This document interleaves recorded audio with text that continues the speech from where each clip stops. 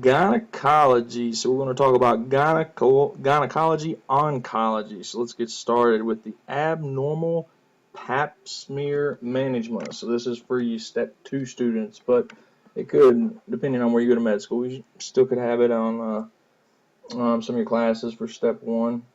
So what is CIN 1? This correlates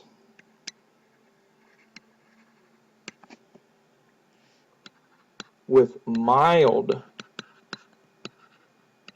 dysplasia, with dysplasia limited to the lower one-third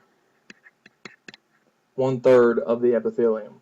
Because CIN1 can regress, it can be managed with repeat pap smears. Repeat pap smears in 6 months, and again in 1 year. The management of an abnormal pap smear is as follows. If the result is ascus, and that is atypical squamous cells of undetermined significance, you obtain an HPV test. If the patient has ascus and is HPV negative, what do? The pap is repeated in 6 months to 1 year. Now, if the patient has ascus and is HPV positive, what do? A colposcopy. A colposcopy and biopsy should be taken to evaluate the histology of the cervix. If the result is anything worse than ascus, such as something that could be worse is LSIL, HSIL, or SCC,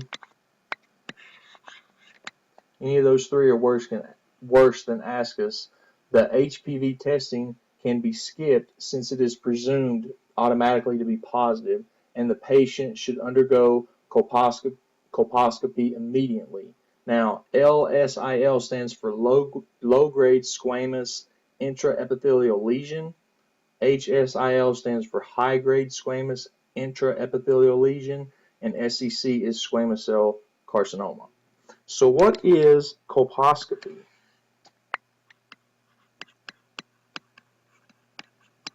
Colposcopy is a method to evaluate the cervix.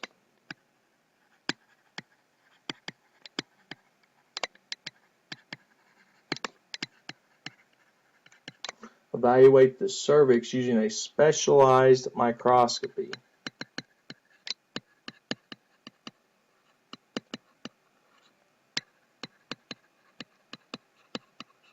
Using specialized microscopy, a vinegar solution is applied to the cervix.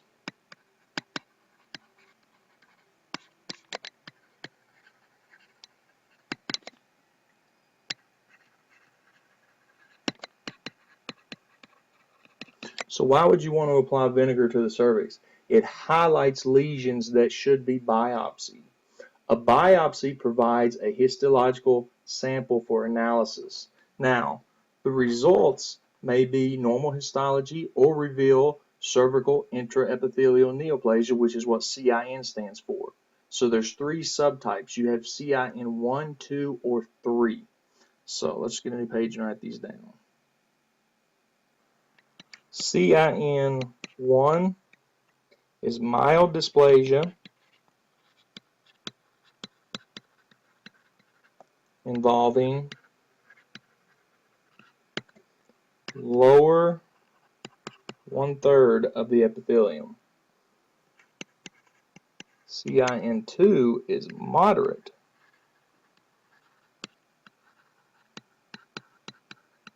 dysplasia involving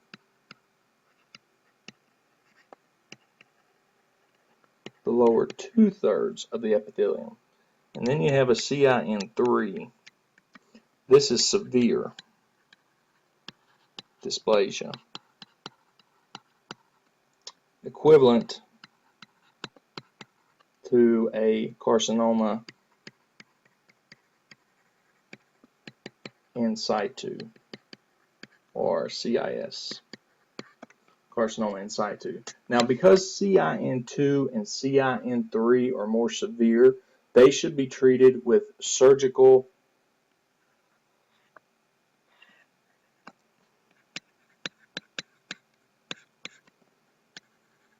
both need surgery, CIN2 and 3, and they require surgical removal of the lesion.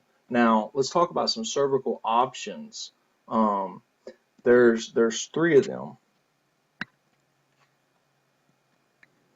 Number 1, we can do the LEAP procedure. Now that stands for Loop Electrosurgical Excision Procedure. It removes a piece of the cervix,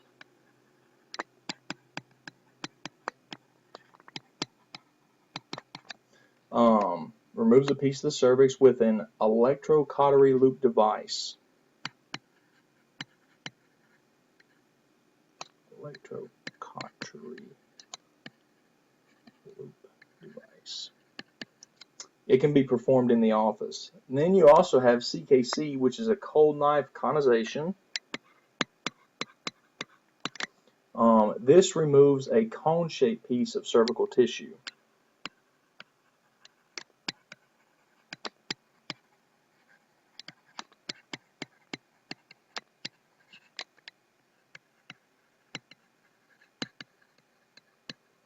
Now, due to the risk of bleeding, this is less often performed. However, if the cervical lesion affects the endocervical canal, CKC may be performed. And the third one and the last one is you have laser conization.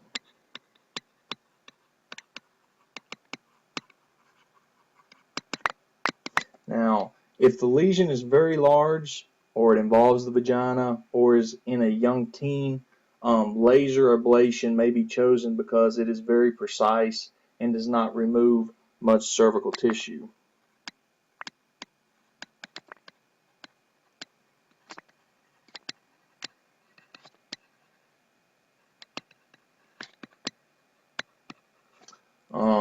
The risk of all surgical procedures to the cervix include cervical stenosis, cervical incontinence during a subsequent pregnancy, infection, or bleeding. Now, after surgical removal of a lesion, the patient should be followed in 6 months with a what? A Papsmear. If the results are normal, she may return to a normal screening schedule. So that is your abnormal Papsmear. Now, benign breast disease. You can have fat necrosis,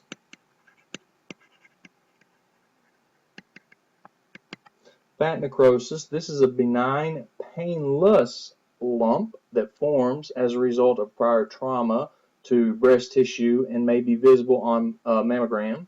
You can have fibrocystic changes.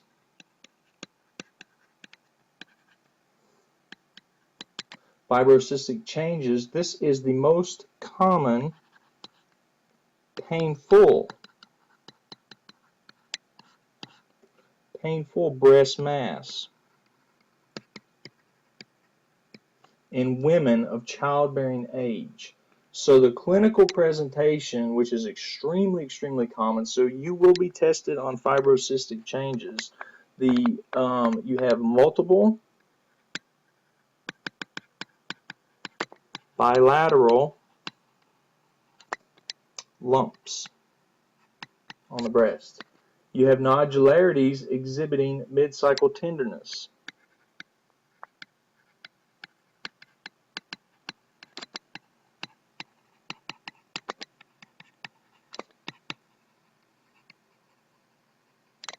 And you also most often occurs in the upper outer quadrants.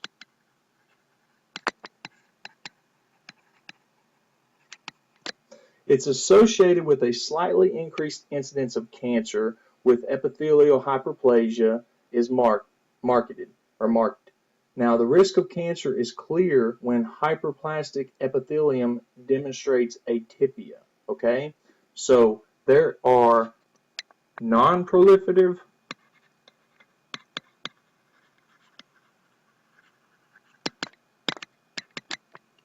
and proliferative types of fibrocystic change. Now, the non-proliferative fibrocystic change, there's no risk of cancer, okay? So this is like fibrosis, where you get hyperplasia of breast stroma or a cyst rupture, or it could be cyst where it's like fluid filled and the drainage confirms a cyst, or it could be hemorrhagic fluid appears blue through the wall, which is a blue dome cyst. But now if you have a proliferative fibrocystic change, this has an increased risk of cancer, okay? So this is, you need to think estrogen stimulation leads to atypical hyperplasia.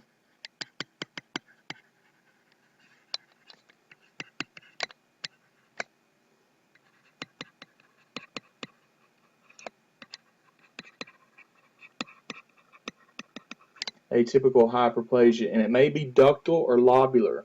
It's very similar in appearance to carcinoma in situ or CIS.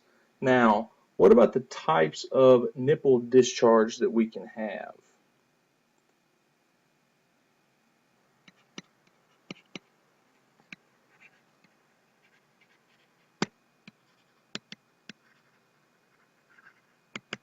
Types of nipple discharge, you can have number one, galactorrhea. And this is milk discharge from various causes such as physiologic stimulation, prolactinoma can do it, primary hypothyroidism,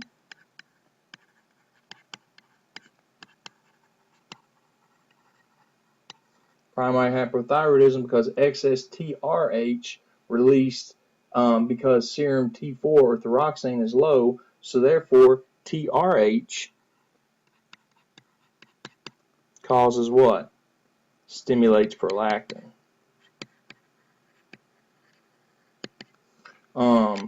You can also have a purulent discharge.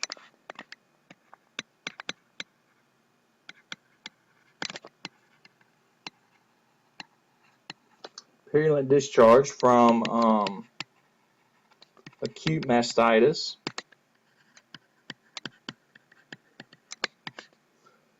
This occurs during lactation or breastfeeding, where milk is entrapped and skin trauma predisposes a woman to infection. What would be the most common cause of that? You got it, Mr. Staph aureus. You can also have a bloody discharge.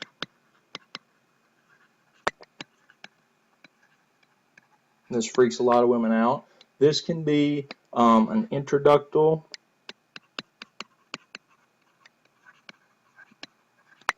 papilloma or ductal carcinoma.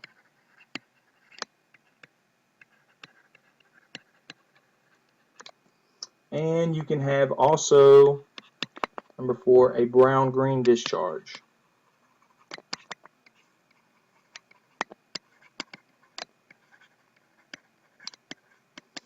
And this is from plasma cell mastitis, which is another way of saying mammary duct ectasia.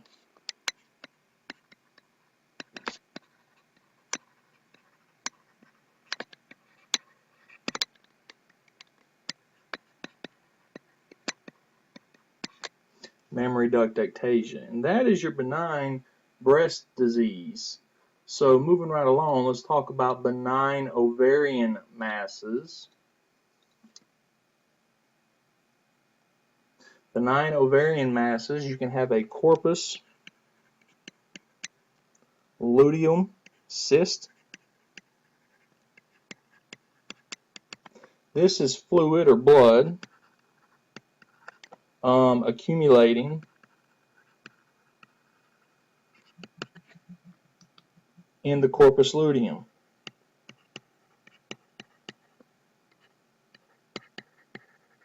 During pregnancy.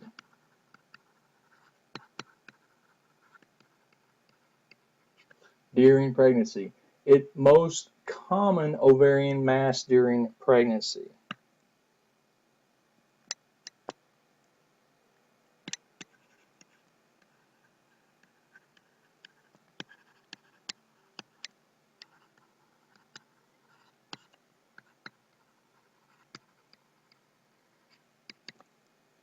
Most common ovarian mass during pregnancy, and most corpus luteal cysts or corpus luteum cysts regress spontaneously. Now you can have a theca lutein cyst,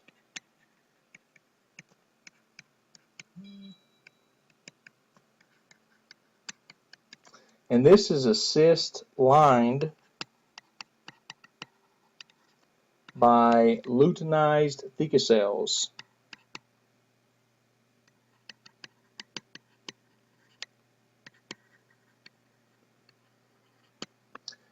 This results from gonadotropin stimulation.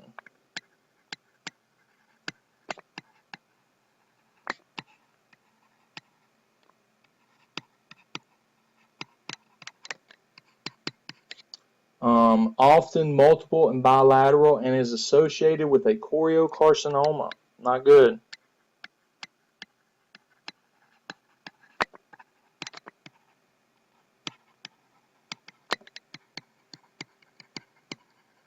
And hydatiform moles.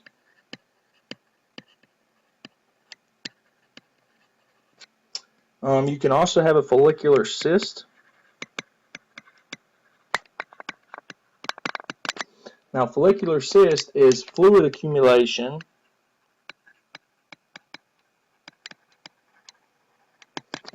in graphene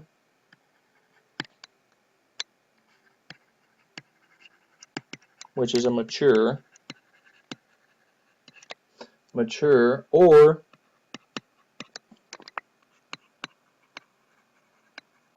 previously ruptured follicles.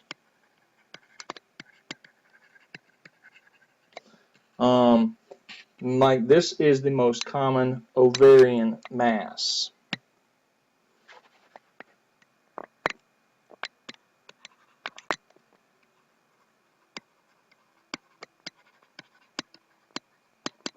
So during pregnancy, it's the corpus luteum cyst, but a follicular cyst is the most common ovarian mass.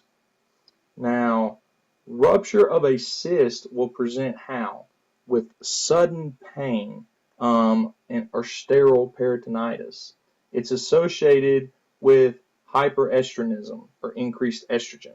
That's what a ruptured cyst or a follicular cyst is because of.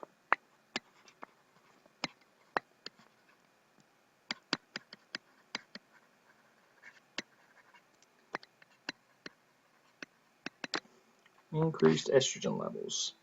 So that is benign ovarian masses. Now what are we going to talk about? The good old breast cancer. This will definitely be on your test because breast cancer is all over the United States and the world with women. So you can have an inflammatory carcinoma.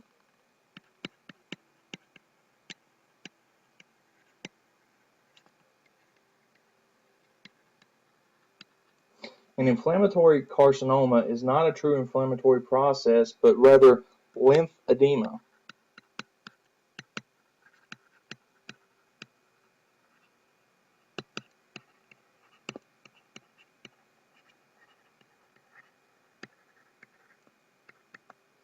Lymphedema. Tumor cells plug the subdermal lymphatics, which leads to erythema and swelling. Now, sweat glands are fixed open but cannot expand. So that's why you get the dimpled hue de orange, or also known as an orange peel. Orange peel appearance. This has a very poor prognosis.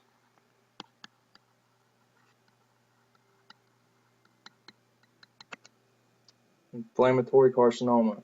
You can also have Paget's disease of the nipple. Paget's disease of the nipple is a eczematoid lesion of the nipple or areola.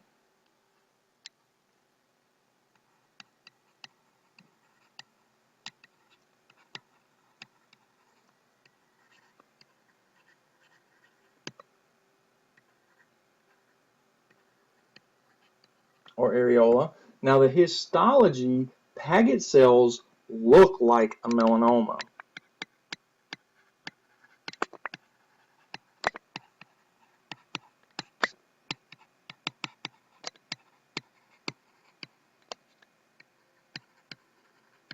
So before you go scare a lady half to death telling her she has a melanoma, you need to look very, very closely. So these are large cells surrounded by a clear halo.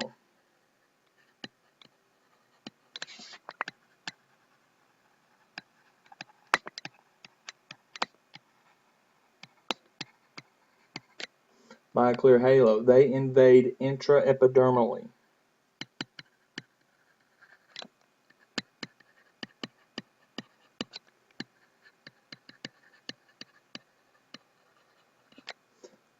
The gross appearance is a rash with a possible nipple retraction. So basically a DCIS that extends to the lactiferous ducts and areolar skin.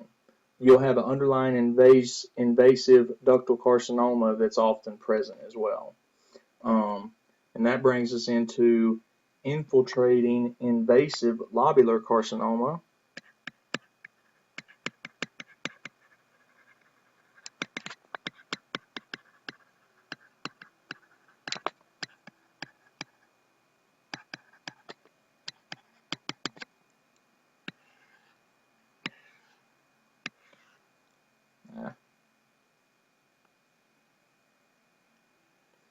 So this is frequently multifocal and bilateral.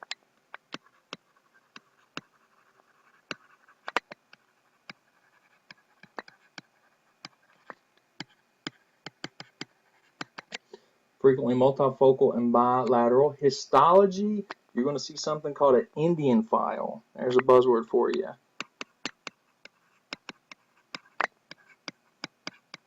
An Indian file.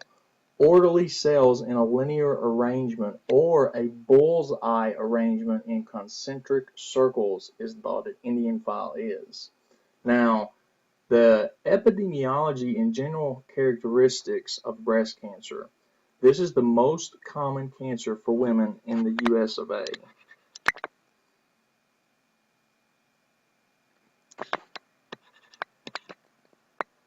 Most common cancer for women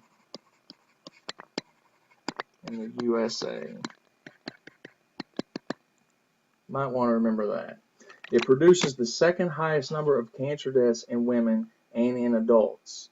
Now, breast mass in women greater than 50 is carcinoma until proven otherwise. It's the most common postmenopausal breast lesion. Okay? So a breast mass in a woman greater than 50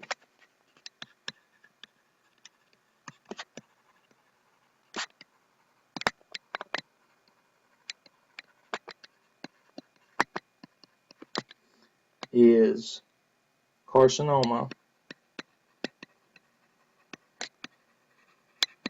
until proven otherwise. Okay? Now, it usually arises from mammary or duct epithelium or lobular glands. It occurs most frequently in the upper outer quadrant of the breast. Now, these tumors metastasize first to the axillary nodes,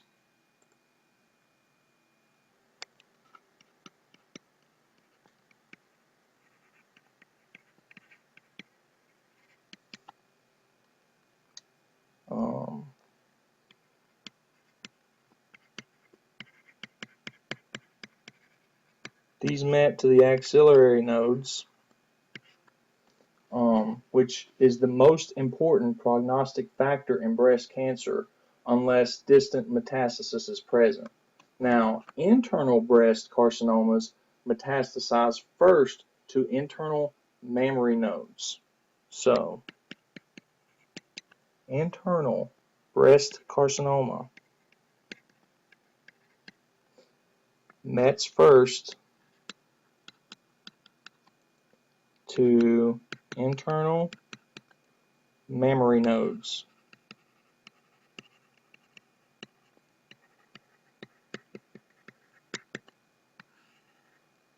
All right. Now, distant metastasis of breast cancer goes like this.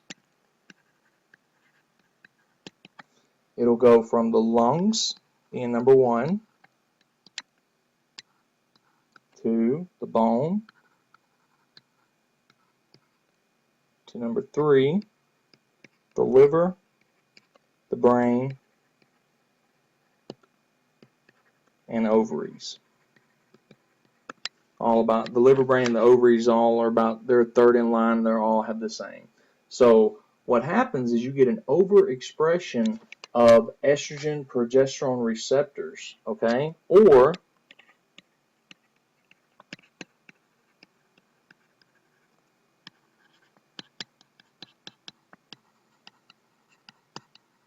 of estrogen or progesterone receptors, or you get a HER, HER2 NEU, which is also known as the CERB beta 2, and that's an EGF receptor that is common, and this affects therapy and prognosis. Now, estrogen and progesterone receptor positive tumors, you can treat them with a drug called what? Tamoxifen. You can treat them with tamoxifen, and it has a better prognosis. Now, the HER2/NEU is a proto-oncogene that exhibits gene amplification, and it has a worse prognosis. Okay, so this one right here has a much better prognosis that I can treat with tamoxifen, but the HER2/NEU is a worse prognosis. All right. So let's talk about some risk factors of breast cancer.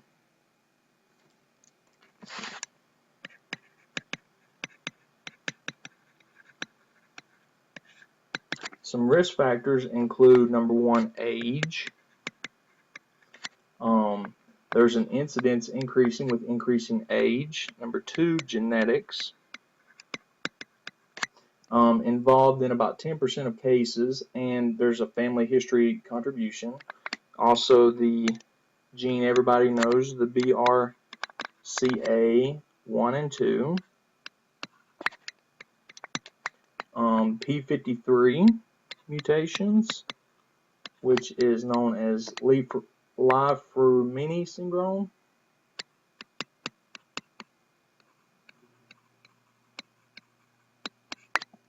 Li-Fraumeni syndrome, and the RB suppressor gene.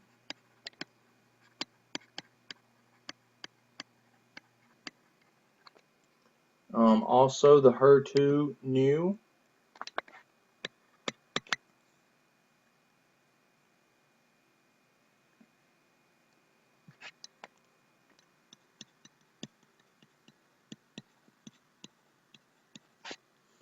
NEU, also known as the CERB beta 2 gene. The RAS.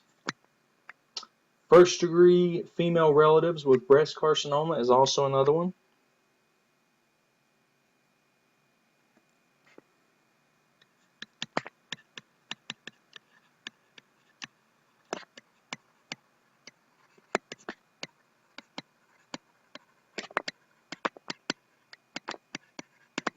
With breast cancer. Any cause of prolonged estrogen stimulation is another big risk factor. So that could be like estrogen replacement therapy, obesity. A lot of people overlook that one. Obesity is a big one.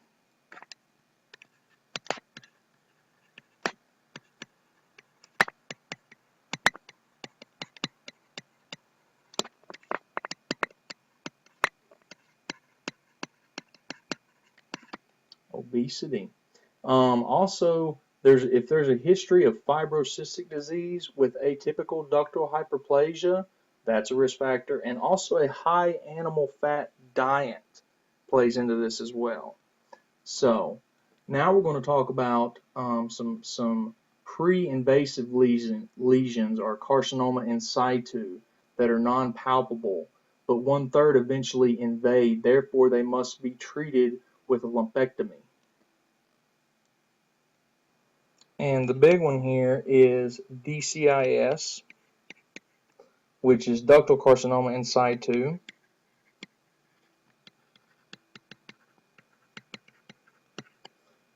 This is dilated ducts with layers of neoplastic cells. It has a necrotic center known as comedo. So that's a necrotic center that often becomes calcified. It's kind of like a granuloma. It's detectable by mammogram when microcalcifications are present, and this is often how it's detected. You can also have an LCIS, which is a lobar carcinoma in situ, or a lobular.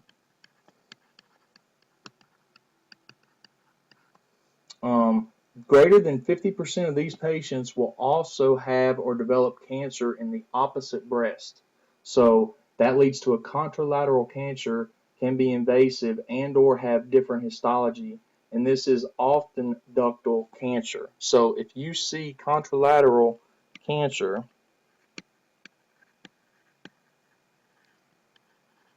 in the breast, think ductal. Think ductal cancer. Okay? And a lobular carcinoma in situ is found incidentally on biopsy because it's difficult to detect on a mammogram. If it does progress to a lump formation, it's usually asymptomatic. You have neoplastic cells that distend lobules, and it's typically estrogen and progesterone receptor positive. So that's a LCIS. Then we have an infiltrating invasive ductal carcinoma.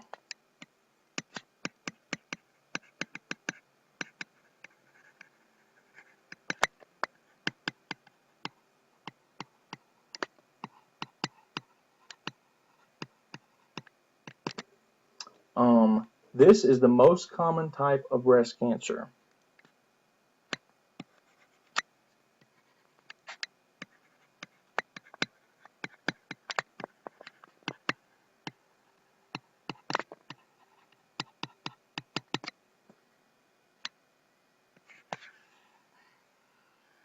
An infiltrating invasive ductal carcinoma is the most common type of breast cancer, and it is most commonly found as a mass in women greater than 50.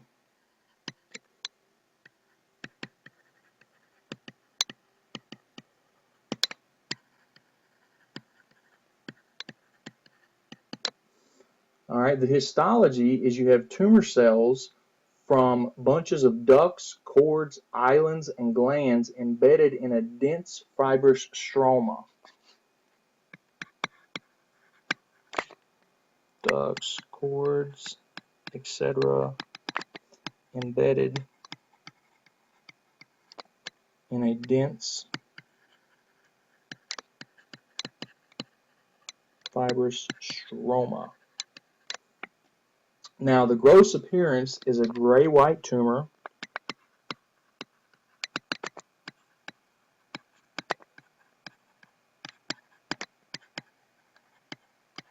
with stellate morphology.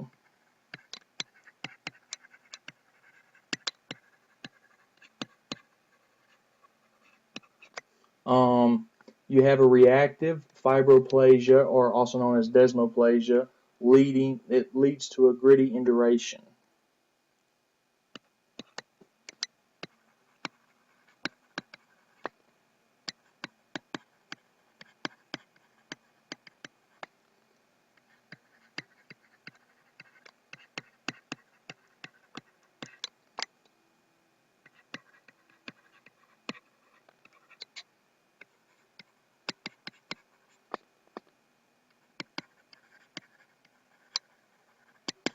Now, the worst prognosis of any breast tumor, this is important, so remember this.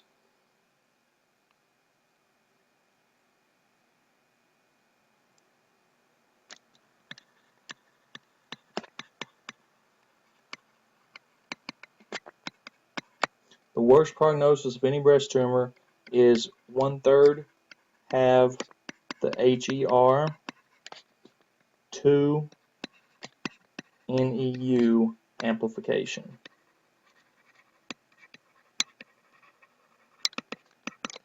Okay? So what I would remember is the infiltrating invasive ductal carcinoma is the most common type of breast cancer, and it's usually a mass in a woman greater than 50. And then the worst prognosis is of the HER2 NEU amplification.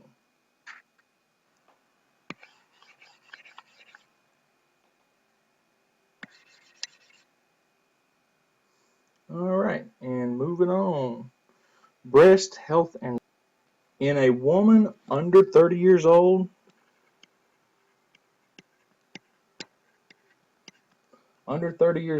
breast masses should be evaluated with ultrasound. Okay? Due to the density of the breast tissue in women great or under 30 years old, a mammogram is not useful. Okay, so you need to know that. Now, mammograms are read and scored using the BI-RADS classification, and that stands for Breast Imaging Reporting and Database System. So a mammogram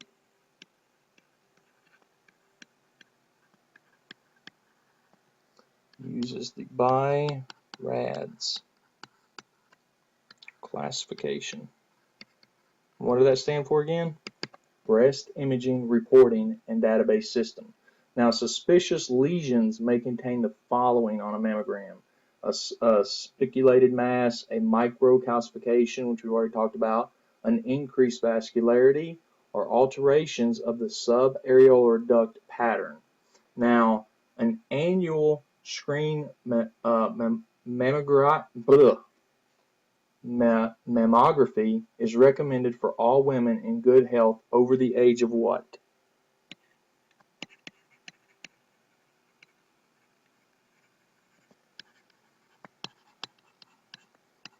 Over the age of 40. So remember that, over the age of 40.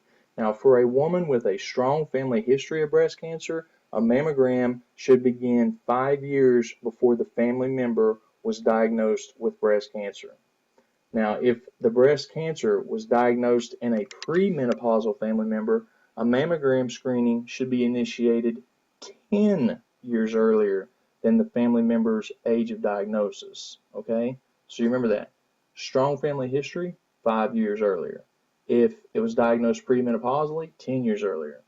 20% of breast cancers are undetectable by mammogram.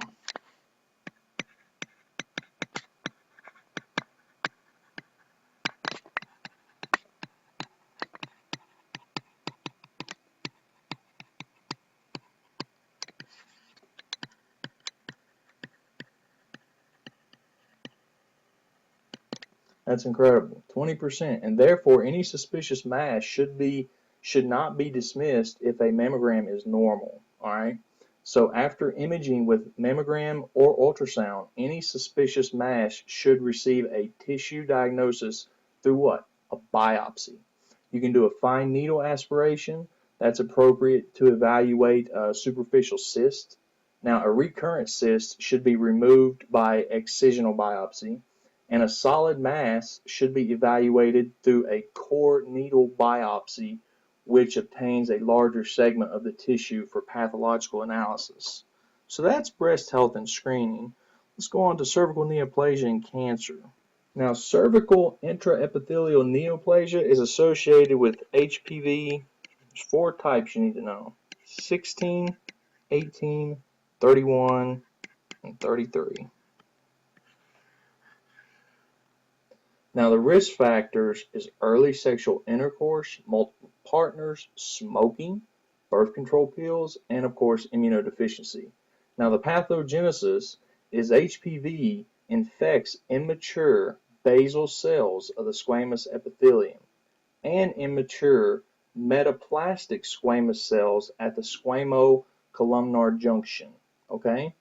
Now, the histopathology is cervical dysplasia is characterized by disordered epithelial growth. So you get a loss of what? You get a loss of polarity.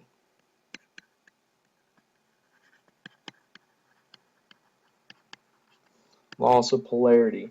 And then that's when you see the good old characteristic coleocytes.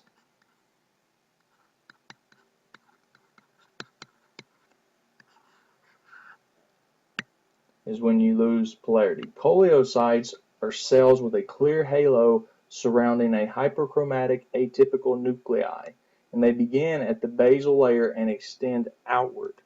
So what about carcinoma in situ? Carcinoma in situ is characterized by atypical changes extending through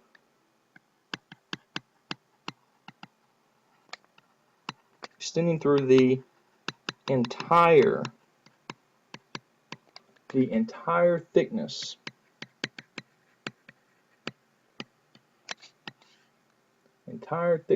of the epithelium. Okay? As it has not invaded the basement membrane, it is considered a precancerous lesion. Now, we do have a vaccine, and what is that vaccine called? It's a tetravalent against HPV types 6, 11, 16, and 18. So it doesn't cover 31 and 33, but it's called Gardasil.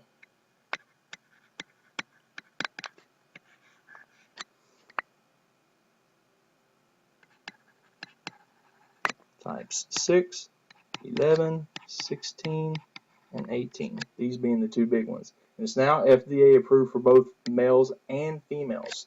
So women who receive the Gardasil vaccine still need to get regular Pap smears. That is the important part. Still need Pap smears.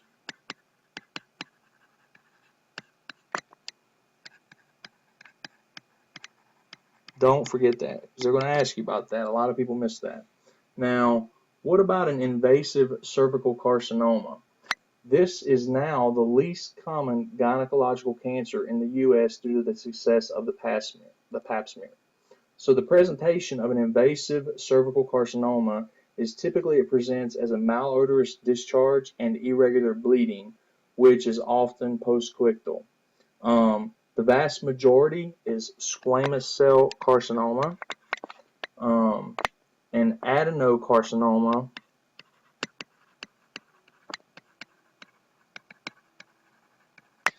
accounts for about 5% of cases. It evolves from dysplasia to carcinoma in situ, and then that goes to an invasive carcinoma. So Pap smear is the screening test of choice. You can discover cervical dysplasia before it progresses to invasive carcinoma. Now, like I said earlier, dysplastic cells demonstrate coleocytosis. Now, this spreads by direct invasion of nearby structures, and it can infiltrate the bladder and or the ureters. So it can also invade the rectum, the vagina, and other adjacent structures. Now, what is the most common cause of death? This is important, and it'll be on your exam, I guarantee you. What is the most important or the most common cause of death in patients with invasive cervical cancer? Think about it for a second. You got it. Renal failure.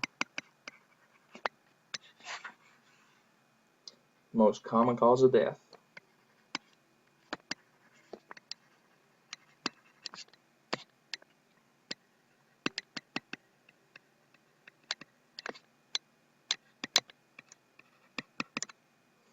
So you definitely need to know that. Renal cancer. Now, invasion of the bladder and ureters leads to urethral obstruction, and therefore you get a hydronephrosis and a pre-renal or post-renal failure. This will be a post-renal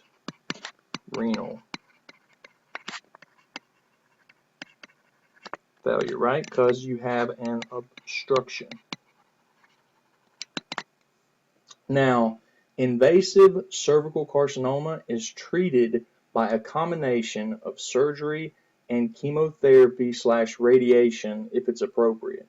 So, local disease, which is stage 1, can be treated with radiation or a radial hysterectomy.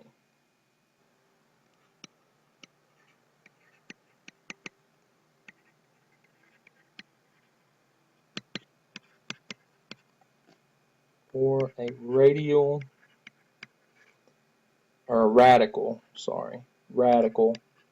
hysterectomy.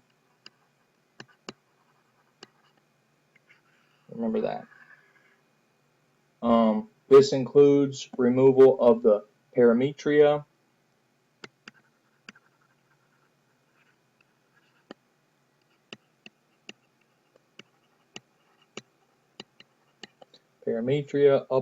upper vaginal cuff, uterosacral and cardinal ligaments,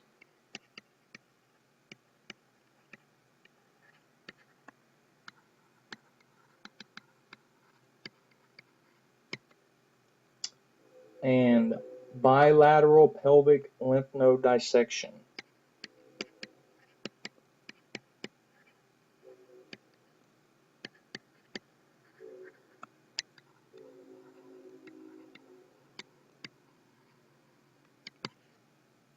Now, advanced disease, which is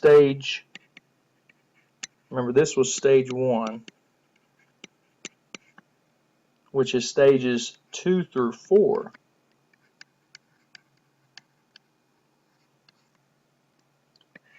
Advanced disease has spread to the pelvic sidewalls or beyond and is therefore treated with what? What drug? Based chemotherapy and radiation.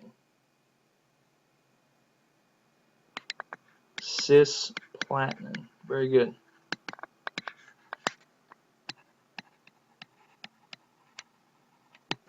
And radiation. Now, recurrent cancer is treated with pelvic extenuation, which is a surgical procedure that removes all pelvic organs, such as the uterus, the tubes, the ovaries, the bladder, the distal ureters, the rectum, the sigmoid colon, the pelvic floor muscles, and the ligaments. Okay? So, if it's a recurrent cancer, it's poor women. It's treated with pelvic exenteration.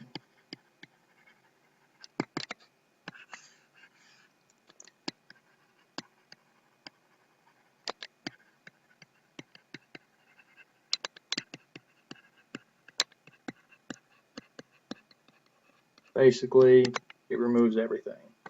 So that is what you need to know about that. So moving right along, endometrial cancer. The prognosis of endometrial cancer correlates with the degree of myometrial invasion, and treatment is based on the severity of the case. So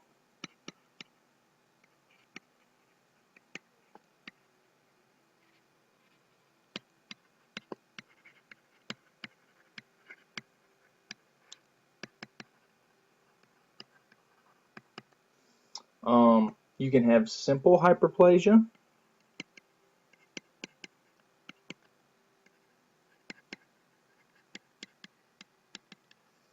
And how do you treat that? You treat it with OCPs, which is oral contraceptive pills. You can have atypical hyperplasia. And therefore you have to do a hysterectomy.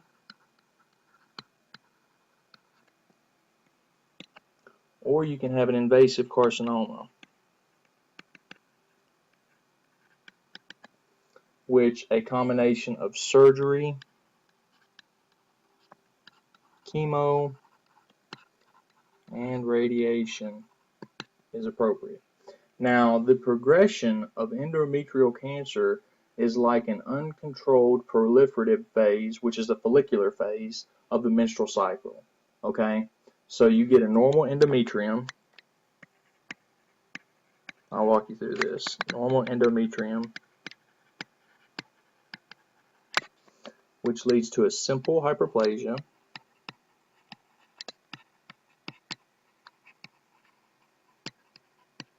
which leads to a complex hyperplasia, which leads to a atypical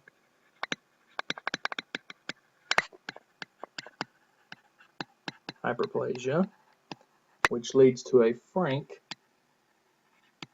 adenocarcinoma. Now, what is the most common gynecological malignancy?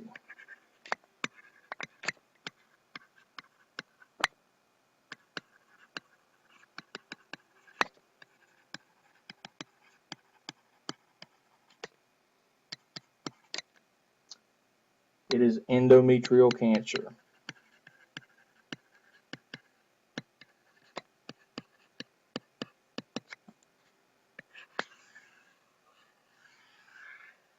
The most common gynecological malignancy. It manifests clinically by what? This is your clue when you see it on an exam. Postmenopausal vaginal bleeding.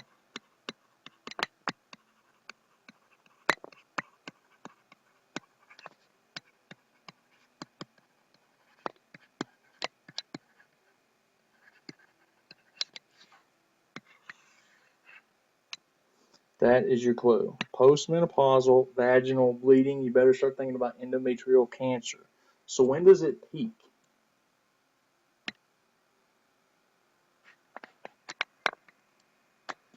It peaks at age 55 to 65.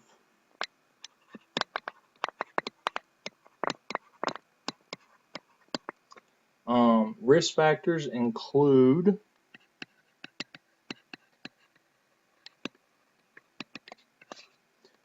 prolonged unexposed estrogen exposure,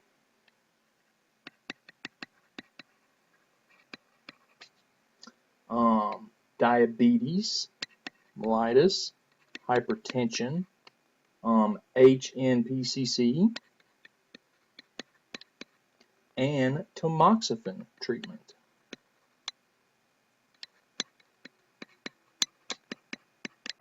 So that's the problem with tamoxifen there. You know, you damned if you do, damned if you don't. Any postmenopausal woman who presents with postmenopausal bleeding needs what to rule out endometrial cancer? This will be asked. She must have a endometrial, you got it, biopsy.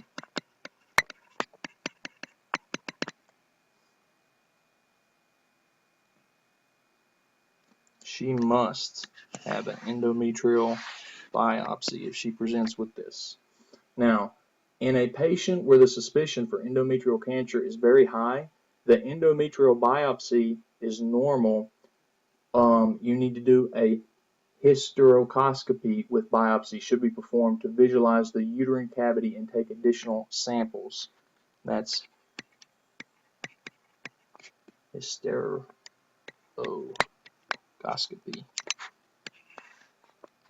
with biopsy.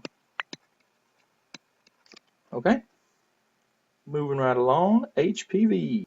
Human papillomavirus, or HPV, is a common virus that attacks the transformation zone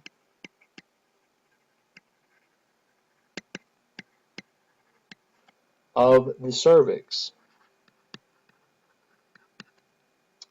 causing an abnormal proliferation of the basal layer.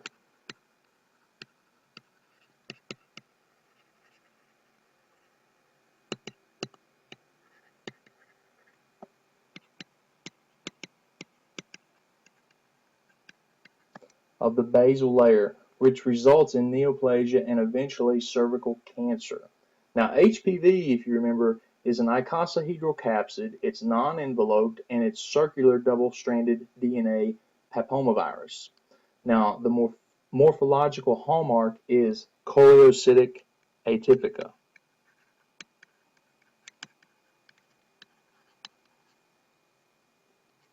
or atypia, which is squamous epithelial cells with the characteristic cytoplasmic vacuoles. Remember, papillomaviruses are transmitted through direct and indirect contact, so skin contact, sexual contact, etc. HPV infects non-proliferating squamous epithelium, which leads to the choliocytic atypia, and that's nuclear atypia with cytoplasmic perinuclear halos.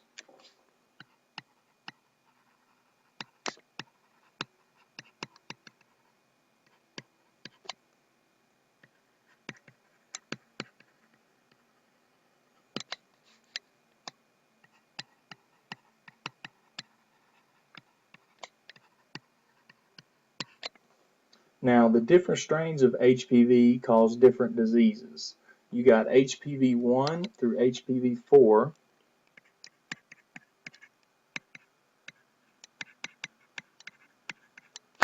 and that causes Verica vulgaris,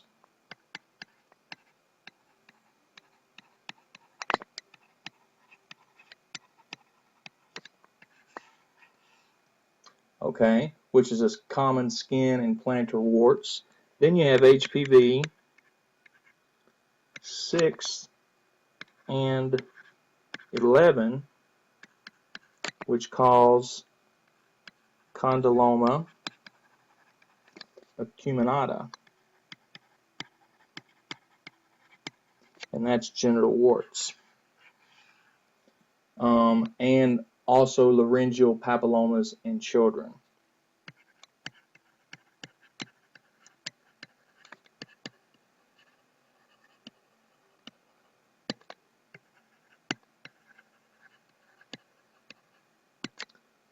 And then you also have HPV 16 and 18.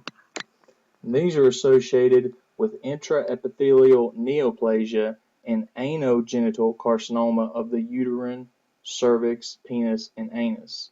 HPV 16 and 18 together account for 70% of cervical cancers. All right. And Gardasil, the HPV vaccine, like we said, contains capsid proteins of types 6, 11, 16, and 18. So it's going to protect you from genital warts and cervical cancer. That's what Gardasil does, and that's how it works. All right, and that's HPV. So let's talk about ovarian germ cell tumors. Germ cell tumors are the second most common type of ovarian tumor.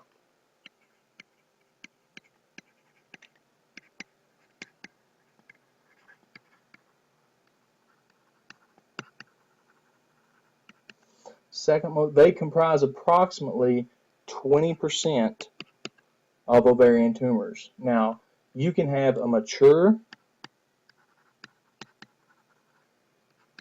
teratoma. This is the most common benign germ cell tumor.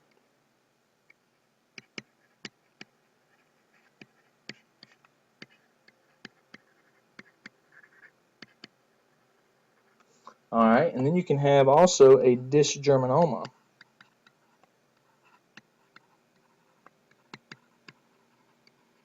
This is the most common malignant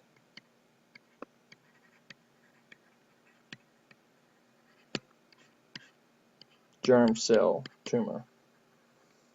Now, a yolk sac endometrial sinus tumor.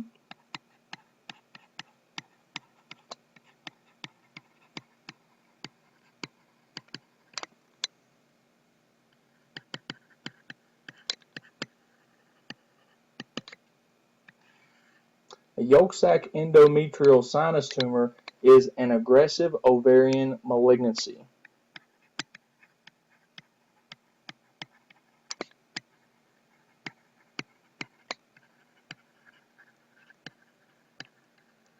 Now, the tumor marker for a yolk sac endometrial sinus tumor is you have an elevated alpha-fetoprotein.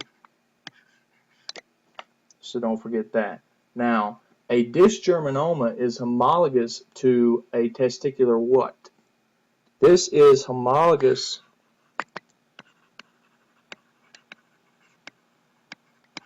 to a testicular seminoma. Okay, and is the most common malignant germ cell tumor.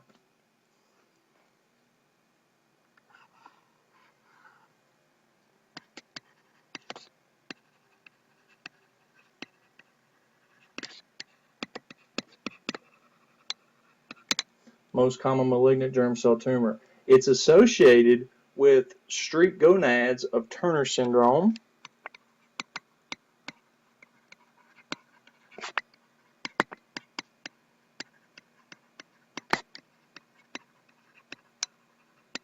that is why we remove those ovaries. So patients with Turner's syndrome must have their ovaries removed to prevent dysgerminomas.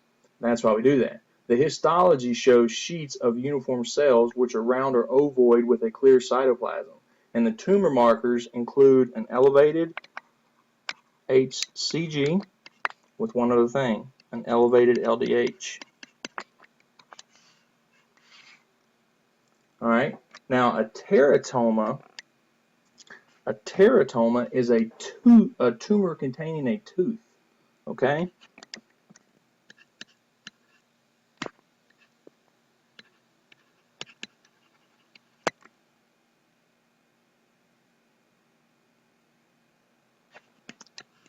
A teratoma is a tumor containing a tooth.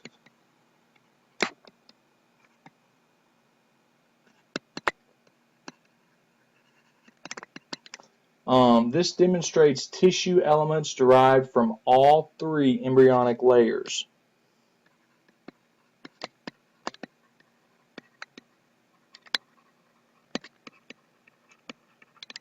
So the endoderm, an example that's bronchial, thyroid tissue. The mesoderm is like your cartilage in your bone, and your ectoderm is like your hair, skin, your neural tissue, etc. So let's talk about a dermoid cyst, which is also known as a mature teratoma.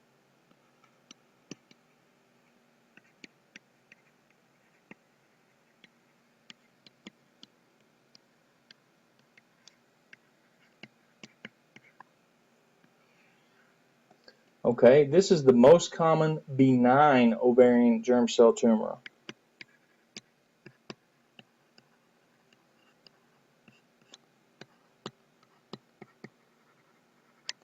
All right, its immature type is rare, aggressive, and malignant is usually squamous.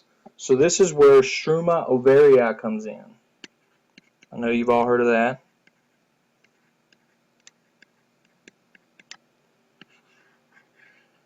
Struma ovarii, this is a teratoma that contains functioning what?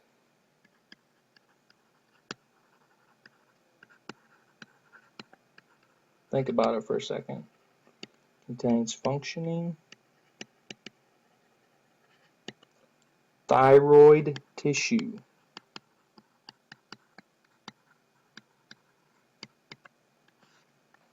All right.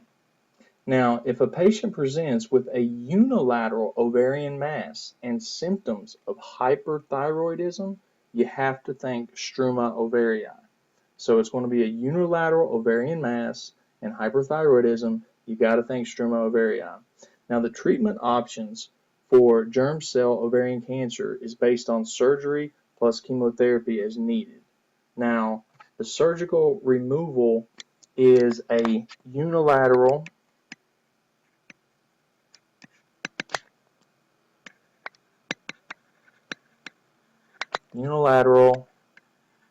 salpingo-oophorectomy.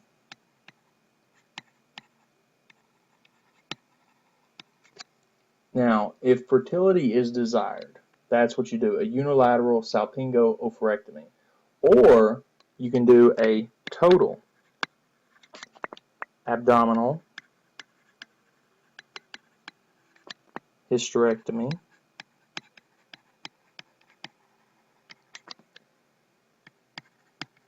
bilateral salpingo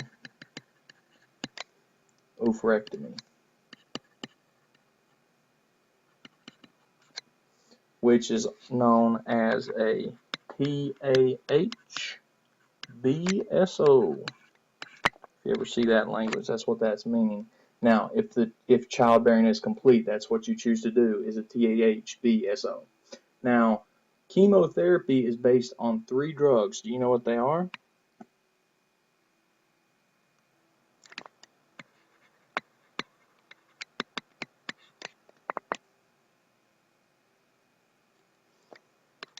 It's based on bleomycin,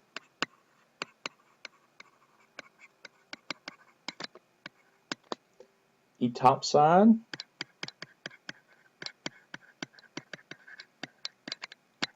and cisplatin. You got it. Which one of those 3 causes pulmonary fibrosis? There you go, bleomycin. Very good. So, ovarian surface epithelial tumors. Ovarian surface epithelial tumors. The first one we're going to talk about is called a mucinous cystadenocarcinoma.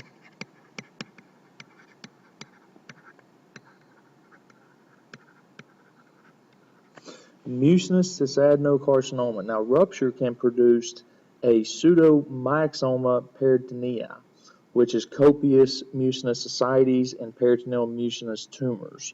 So let's write that in there. Can produce pseudomyxoma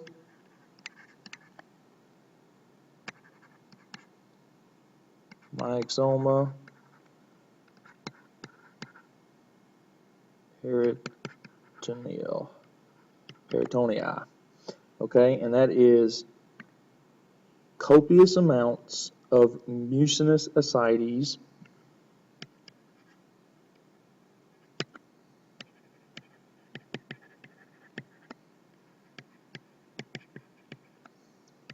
and peritoneal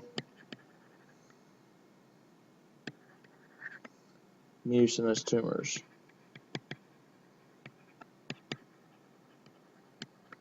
Now, more often, a pseudomyxoma peritoneae is caused by the what? Does anybody know? Usually, it's caused by the appendix. Okay, so that's kind of how I would know that. Now, a cyst adenoma is another one.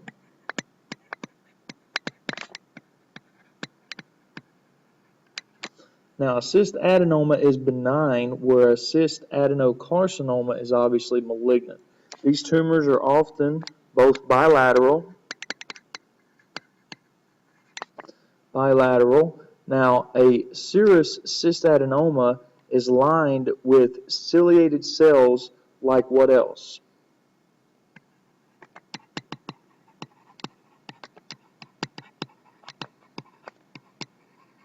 Lined with ciliated cells like the fallopian tube.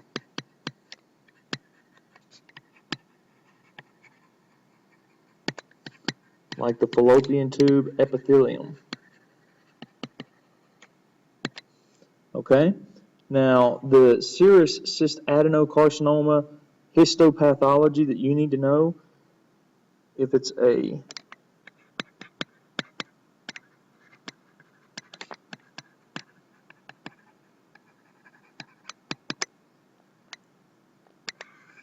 what you need to know is that you will see Samoma bodies,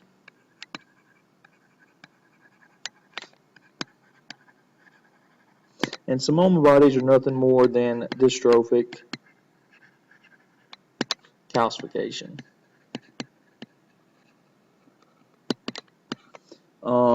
You will also have invasive papillary histology on there.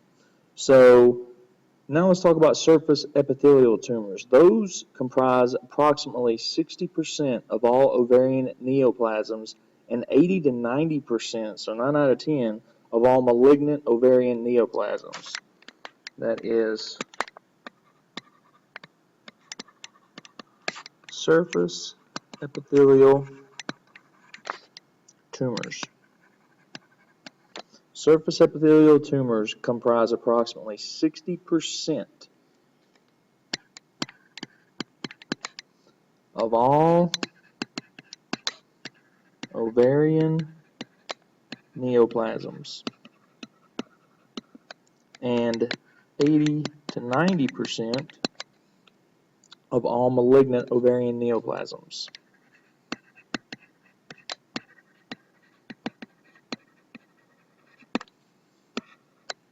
So surface epithelial tumors, I would definitely remember him. That is how you'll know. They tend to occur in older people. Now the symptoms are generally vague and may include abdominal pain. That's very important to remember, vague symptoms.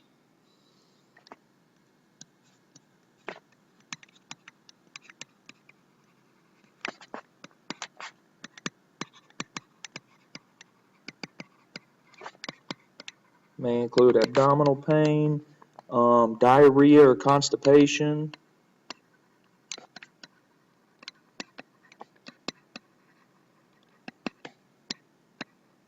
maybe abdominal distension, bloating, early satiety, etc.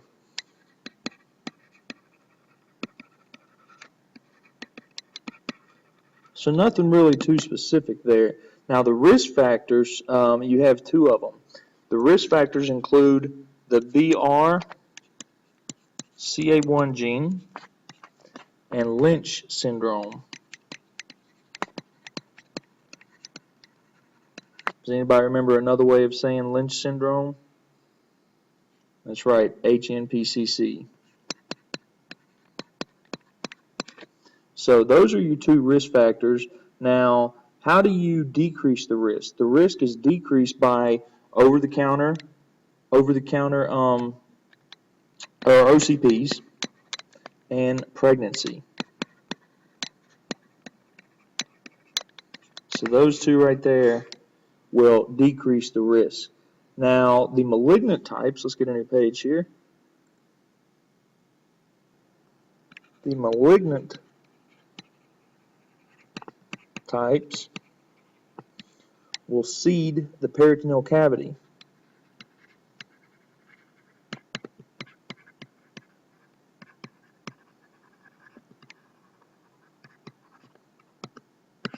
Okay? Now, there's a tumor marker that you need to know, and that is increased serum CA125. Definitely remember that guy. Increased serum CA125 is associated with surface epithelial tumors. Now, the most common benign ovarian tumor, who can tell me what that is? The most common benign ovarian tumor, what would that be? That's a serous cystadenoma.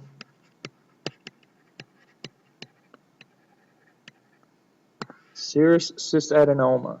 Now, what is the most common malignant ovarian tumor?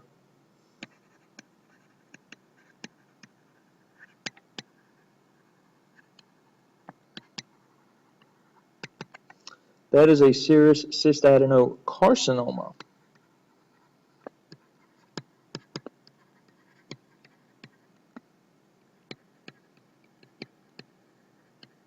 Okay, so that's not too hard to remember, but that's very two important points there.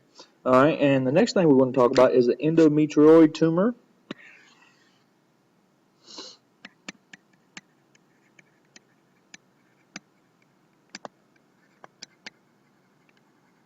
An endometrioid tumor. Now, this is most often malignant.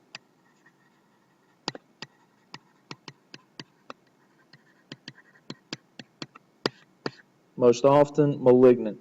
Though benign and borderline forms do exist, 40% of the time both ovaries are involved, and it's associated with endometriosis,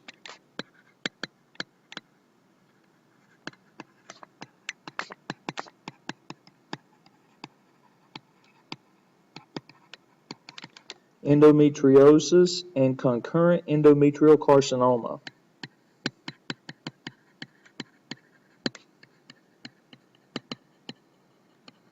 Okay?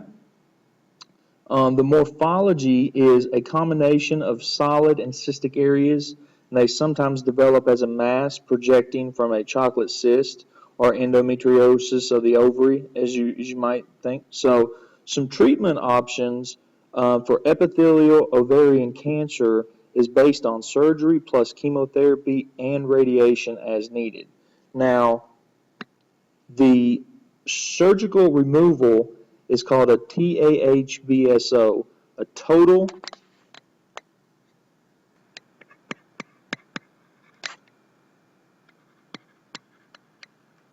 total abdominal hysterectomy plus bilateral salpingo oophorectomy. And that stands as a TAHBSO. Now, chemotherapy is often done with two drugs. Does anybody know what those two are? Usually, the two we use are carboplatin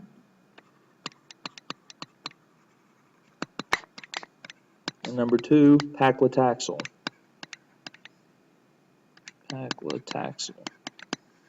Those are the two chemotherapy drugs we use, and obviously your CA-125 levels and CT scans are done to monitor for reoccurrence.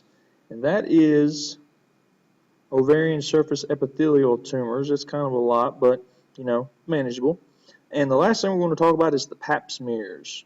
Now, why do we do Papsmears? A Papsmear is a screening test used for the detection of squamous dysplasia or dysplastic cells and cancer. That's simple. That's why we do it. It can also be used as a tool to evaluate hormone status. Now, an adequate sample must be a sample from the squamocolumnar junction, also known as the transformation zone.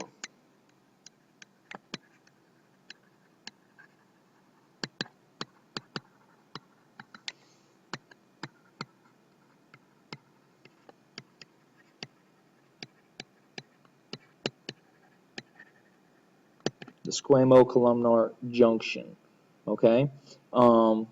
Now, most include both metaplastic squamous cells and mucus-secreting columnar cells.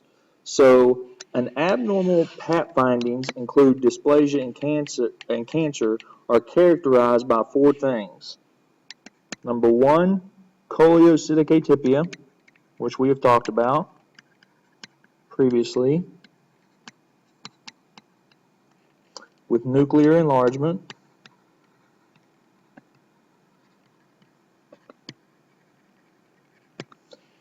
Nuclear hypochromasia,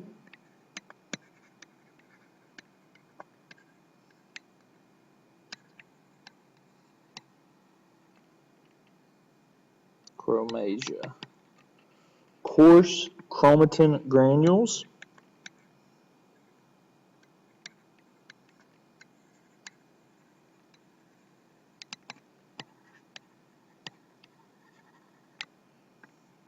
and number four, perinuclear halos.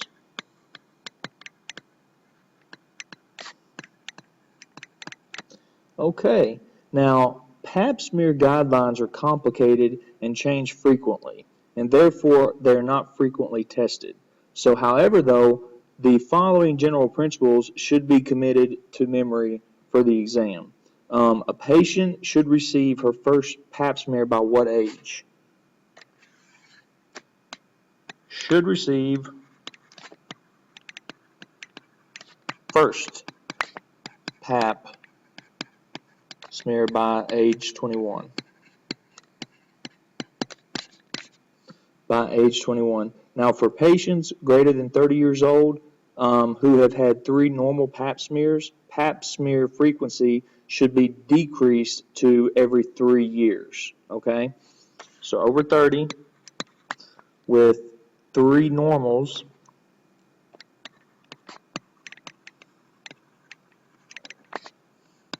then you decrease it to every 3 years. So that's a good way to remember that, just every 3 years after 30. Now, Pap smears should be discontinued at what age? You should discontinue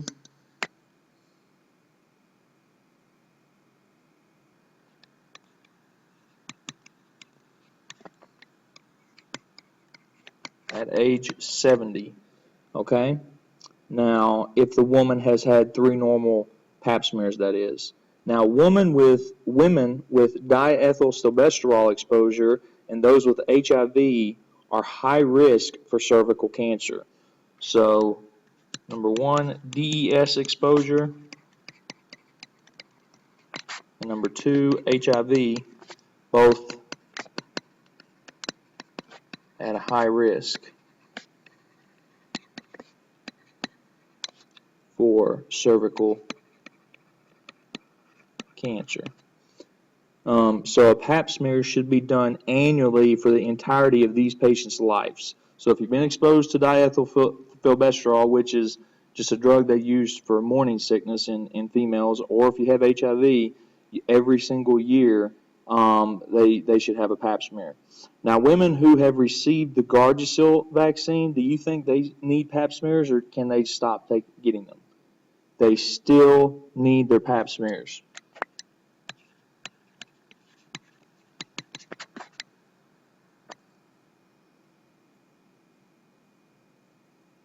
So Gardasil treatment still, a lot of people miss this, still need their Pap smears.